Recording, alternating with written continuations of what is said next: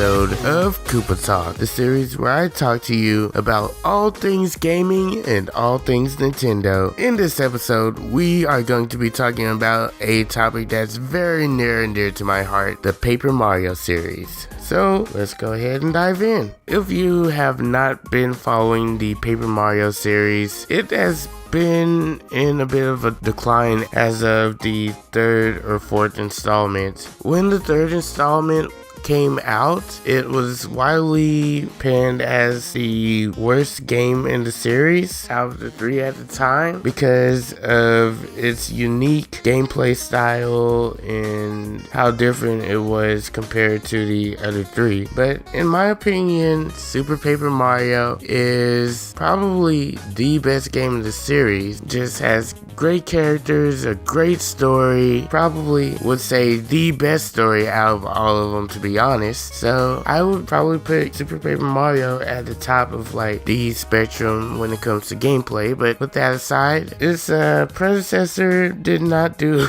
as well. Paper Mario Sticker Star was not really treated well on launch. People didn't really like the new gameplay mechanics and the new battle system, which I can see why, because I think it's a good idea that Nintendo tried to go a different route and try to do something different and unique and special that kind of tied in with the series. It was a good idea on paper, but just the execution was very, very bad. And a lot of the characters just didn't seem like their normal selves. The story and everything just seemed very bland when you compare it to the other Paper Marios. It's just your cookie cutter. Princess Peach is throwing a party and Bowser steals Princess Peach because he has nothing better to do type of story. And yeah, it's very cookie cutter and you kind of expect what's gonna happen as the story goes on, and it doesn't try to really go off of that path, which very, very shameful.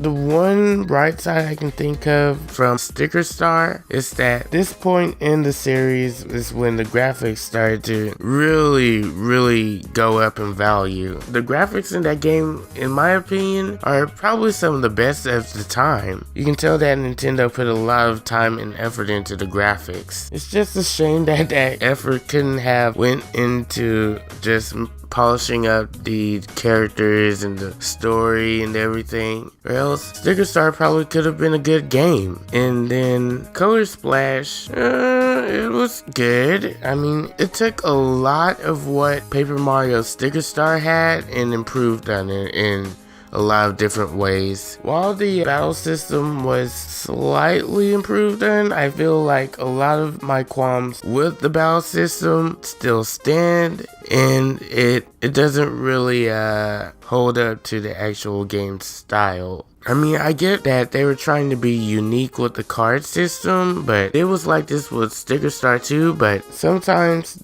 the system and the card system really don't work out. Only having a limited number of attack items doesn't really put like a good amount of favor on you. Or to be granted, you didn't really run out of cards that often, so you wouldn't have that many times that you would run out of attacks, but it was still a possibility. And sometimes there were cards that you actually needed in order to do certain things, and if you didn't have those cards, you can progress with the game. But I think that is a very, very bad way to do the battle mechanics. It was a clever concept on paper, but it didn't really work out. So I am making this video to hopefully give my opinions on how the Paper Mario series can rebound from the kind of failures that it has been having in recent years, and just hopefully get back on track to its former status of being one of the best series when it comes to RPGs out there. So what do I think would make a great Paper Mario game. I think that each of the games have something that they did right in one way or another, whether it was gameplay or story or characters or etc. etc. These games really seem to have one portion of the game that they just really nail in there compared to the other games in the series. Starting out with Paper Mario and Paper Mario The Thousand Year Door. I would say those two games would have the best characters and character development and gameplay out of the entire series. The battle style was the best that you've seen in any of the Paper Mario games, and the character development is very, very good actually. And the characters are like really diverse in those games. And I'm going to segue this into Super Paper Mario now. The characters are very, very diverse in Super Paper Mario. Even more diverse than the first two games, because it takes place in an entirely different dimension. So you probably wouldn't expect like a lot of Toads or Koopa Troopas to be lying around there. You would kind of expect a lot of things and creatures from that dimension to be there, rather than just like Koopa Troopas and Goombas and Toads and all those sorts of creatures from the Mushroom Kingdom. So I think it was good on Nintendo for diversifying the creature lineup of Super Paper Mario a bit. And also, I would say the story is so good in Super Paper Mario. I would seriously just recommend checking out Super Paper Mario just for the story alone. It is so freaking good. And it's probably one of the most complex stories that I've ever heard in a Mario game, like ever.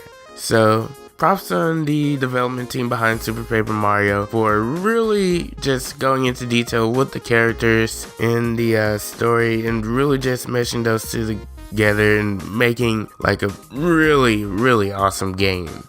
And lastly, the two lesser Paper Marios, Paper Mario Sticker Star and Color Splash. So those two games, even though they aren't really the best in gameplay and just plot development, I would say that these two games are the point in the series where the graphic style is really starting to look good. Like, these games probably have the best graphics of all of the Paper Mario games, like by far. You can tell that Nintendo like really put emphasis into the graphics at this point. So for me, the ideal Paper Mario game would be taking these bits and pieces that Nintendo seemed to really like nail on the head and just meshing those pieces together, like taking the gameplay and the character from the first two games, and then the story and character development from the third, and then the graphics style of the fourth and fifth, and just meshing all of those together and creating a game based off of those elements. And if you would give me a game based on just like solely that, then I would be perfectly fine with that. But